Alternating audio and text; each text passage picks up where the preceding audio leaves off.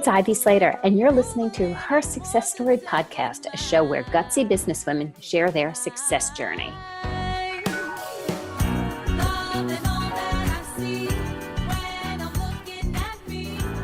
Hi, this is Ivy Slater. Welcome to today's episode of Her Success Story. I'm really excited to introduce you to my guest today. Andrea Wilson Woods is a keynote speaker, a writer who loves to tell stories, and a patient advocate who founded the nonprofit Blue Faery. What I really want to talk about, Andrea, is Andrea and I were just on stage together just recently, and we really got a chance to hang out and get to know each other. I not only learned about her story, her background, her grit and determination when faced with obstacles, but her true caring and how she started this nonprofit. And I'm so thrilled that you're here with me today. Welcome to Her Success Story. Thank you so much for having me, Ivy. And yeah, it was such a delight to meet in person. You were wearing that spectacular red dress. I loved it. We were dressed to the nines that day. So let's share with our listeners the background. What was the impetus that started your journey in the importance of starting this nonprofit?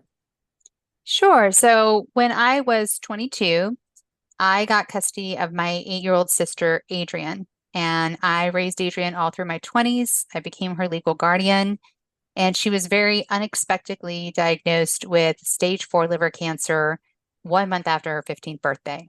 Ooh. It was super shocking. She had really almost no symptoms, and she lived 147 days with that diagnosis. Now, this was in 2001. There was absolutely nothing available, and it was awful. I lost my child and my sister in one foul swoop, so to speak. And a year after Adrienne died, I was extremely suicidal, and I was looking for a way to channel my grief. And for your listeners, I was 30 years old. I just turned 30. And that is a young adult. I mean, you are not. I mean, you raised a child, an advanced child, through your 20s. Yeah.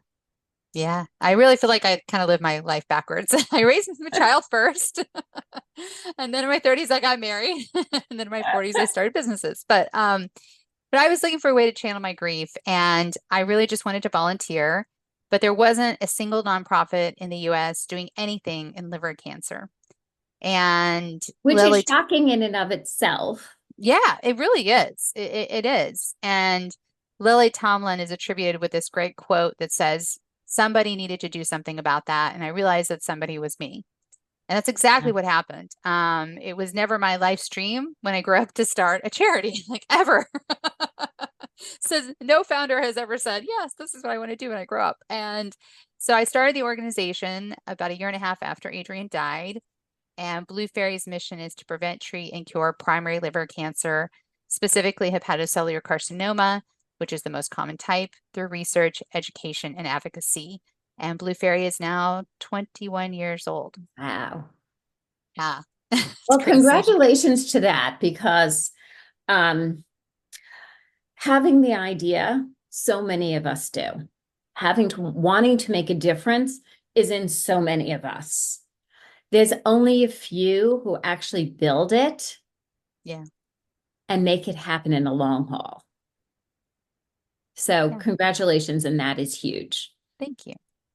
What have you learned from being a leader in building a nonprofit and truly from grassroots? Well, I just read an article yesterday. I was thinking about our interview, and it said, you need money to start a nonprofit. And I was like, hallelujah, wish I had known that. And so we didn't have anything. We started with $500, which paid for the federal filing fee to become a nonprofit. We began, some other board members and I began running marathons to raise money. I will say I'm not a runner, so it was quite challenging. But we really didn't start with anything. And I think that was one of the biggest challenges, was having really no money. And then of course, a lack of expertise, not knowing what I was doing. And it really took a good 10 years before we started to gain some traction. And it's that, it's so not unusual. People forget so often that nonprofits are businesses. Yes, they are. That must be profitable. I actually had someone say to me, I want to start a nonprofit because then I don't have to make a profit. And I'm like, yeah, you do. Yeah, you Yes, you do. do. And I think, so often, especially in the beginning of the build, people like, I just want to make a difference. I want to do good. How can we help people? We see this huge need, we see a huge problem. What was your transformation and learning curve of going from, I want to do good, I want to make a difference, I want to build something that supports everybody who is like my sister, Right. Andrea, right? Adrian, sorry. That's okay. I love your mom who named two names. So, Oh, I chose the name Adrian, oh, actually. you I did. did. It's my Oh, I love favorite it. name for a boy or a girl. And at that point, we didn't know. And my mother was trying to make me happy because I was not happy about this surprise pregnancy. And my mother was trying to make me happy. And she said I could choose the name. So I named her Adrian. Yeah. Adrian. Yeah. So, Andrea, Yeah. tell, what was your transformation in the steps that goes from figuring out, oh, I'm going to do this in my sister's honor. I'm going to, Right. I'm going to build something. People shouldn't suffer. People should live, et cetera, et cetera, et cetera, to saying, okay, here's everything I tried, but now here's things that are happening. What was the Right. transformation to make things happen? Well, I joke that don't start a business with your friends, right? Don't I mean, it can work. It can. Touche. Right? It can work, but I started the nonprofit with all of my close friends who were not necessarily friends with each other, but they were all sort of aunts and uncles to my sister. None of them had children of their own yet, and but they were there for her cancer journey, and they wanted to be part of the nonprofit to support me. But and in some cases, people had very specific skill sets that were very valuable. But for the most part, it just dissolved. No, devolved is the word I want. It devolved into chaos in the first couple of years. There was just so much infighting and things got personal. And so I tell people now, surround yourself with the right people. Like for example, the one person who was part of our founding board, whom I did not know, is still on our board today. And she was brought in because she had a unique skill set. As our treasurer, that's her background. She's a producer and she used to be a line producer and did budgets all day long. And so another board member suggested that we bring her in, which was great. And what's interesting is I did not know her, and yet we are really good friends today. So it's possible to start a business with someone you don't know well and become friends over time.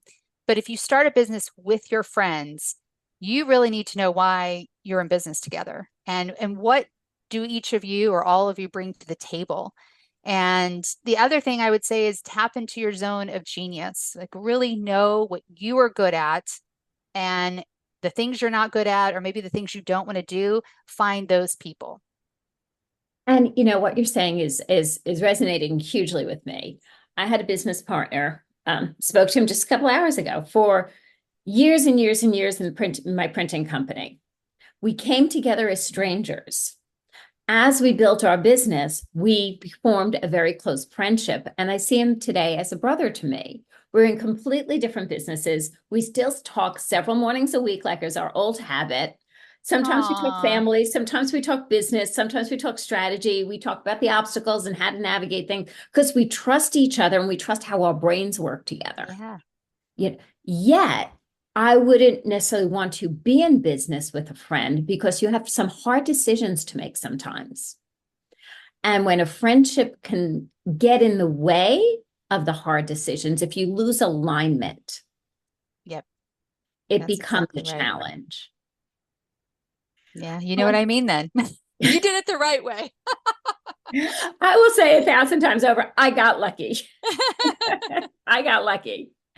What has surprised you in this journey now that you have transitioned into the second decade of this nonprofit, and you're running it like a successful business it is.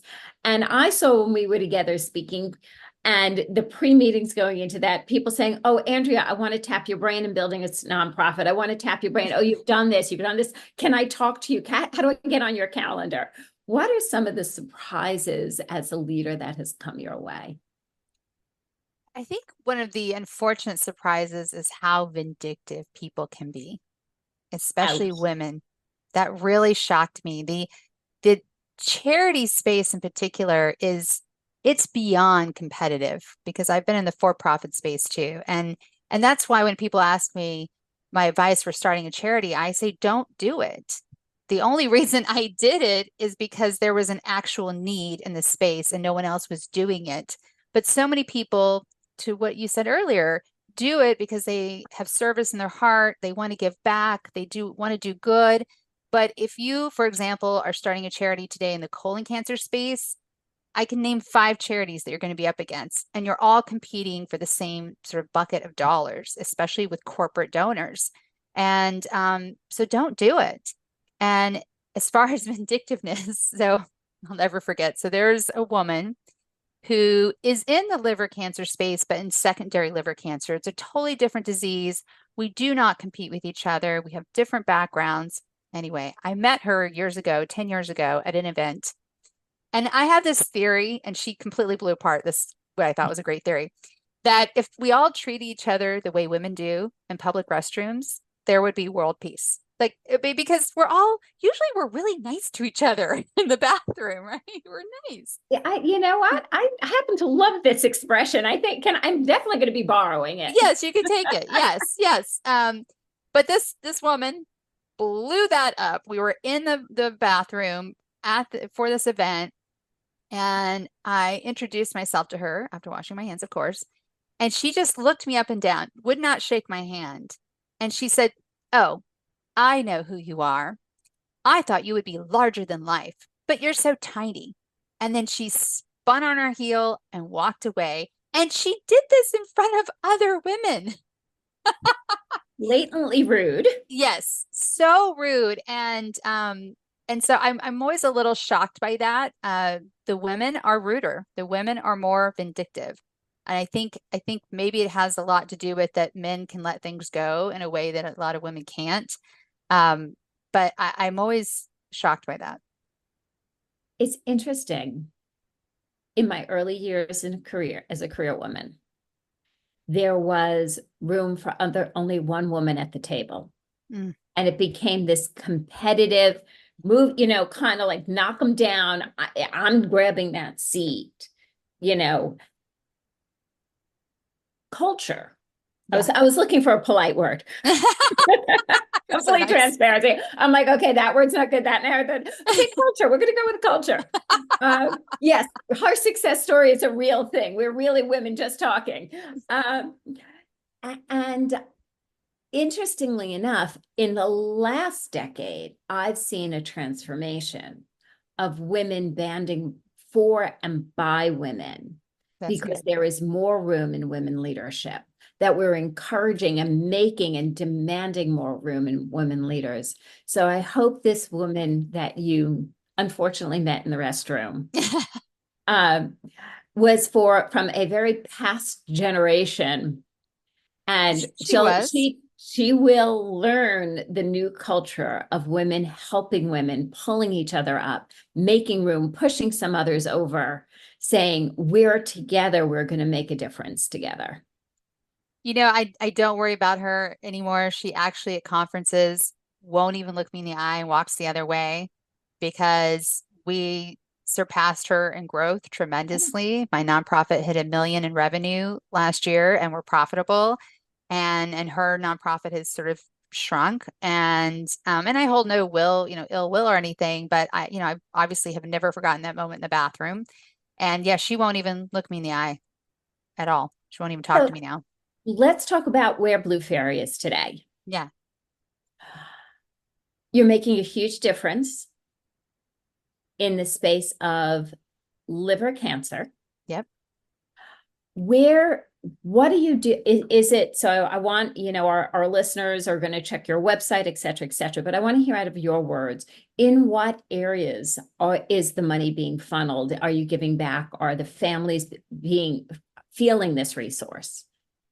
So we have for patients, we started patient education because none of that existed when my sister was diagnosed. And that sort of stuck in my head that there was zero patient education.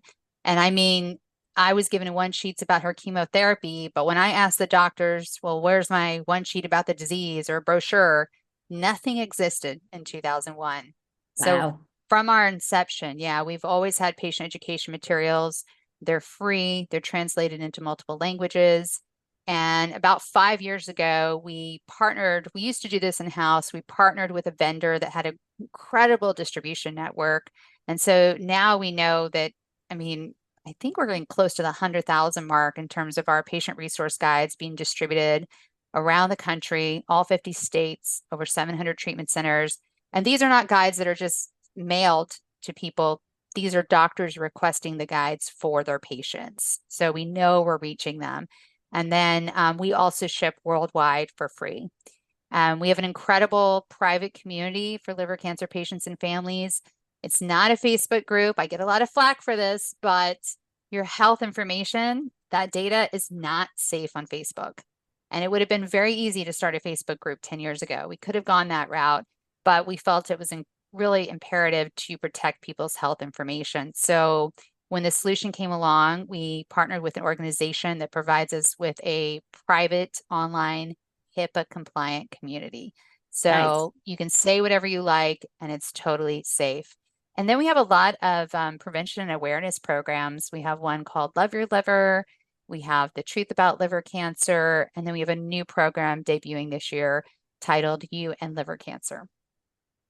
Well, I love it. And I will share, I have a client from the very early years of Slater Success who unfortunately passed of liver cancer. Oh, And so she's an sorry. amazing, great leader, great woman. So on a personal level, I have to say, I was really thrilled to share and learn from you about Blue Fairies. Oh, thank you. Thank you. So what is one tip you can pass down to leaders who are looking to build things, build nonprofits, build organizations from the early stage? People will always underestimate you. They always will. And they will always be skeptical, especially if you're trying to do something brand new in this space. I still remember a conversation I had with a doctor. Blue Faery was less than a year old, and he had taken over the liver center at UCLA. I won't call him out, but I kind of just did. But I reached out to them because that was the last place my sister was treated. But the physician who had treated my doctor had moved on, and this new doctor was in place, and he absolutely refused to work with us. And he was rude and he was arrogant, and I think a lot of it just came from, yeah, you're a charity, so what? Are you even going to be around? Mhm. And now I'm really happy to say when I see him at conferences, he is respectful and he is nice. He's never said sorry, but he's respectful and nice, and you just have to play the long game. You Yeah, that's what I'm really trying to have to play the say. long game. And 100% core value of mine is being the long game in relationships. Yeah. Yeah, you do. And use that, whatever it may be, whether somebody's rude or vindictive or whatever, use that as fuel to motivate you. Just let it motivate you more. Thank you so much for joining me today on Her Success Story. It has been a joy, Andrea, to be together again. Yes, thank you for having me. Can you share with our listeners how can they learn more about Blue Fairy and how can they connect with you? Yes, so go to Blue Faery's website. It's BLUEFAERY.org. So fairy with an E instead of an I, because my sister preferred that spelling. That's why. And then more about me, my name, AndreaWilsonWoods.com. Thanks again, Andrea. And listeners, if you've enjoyed today's episode, I hope you did. Pass it forward to others who this can be impactful and interesting too. Feel free to hit subscribe, And yes, for those of you who are scratching your head saying, hey, we thought Her Success Story nonprofit series was only during the holidays. We do a nonprofit series beginning from Thanksgiving through New Year's, filled with fabulous interviews. And I also believe when we meet and connect with fabulous people who are doing fabulous things, there's an opportunity to highlight and share their stories. So, Andrea, thank you again. Listeners, we'll see you next week.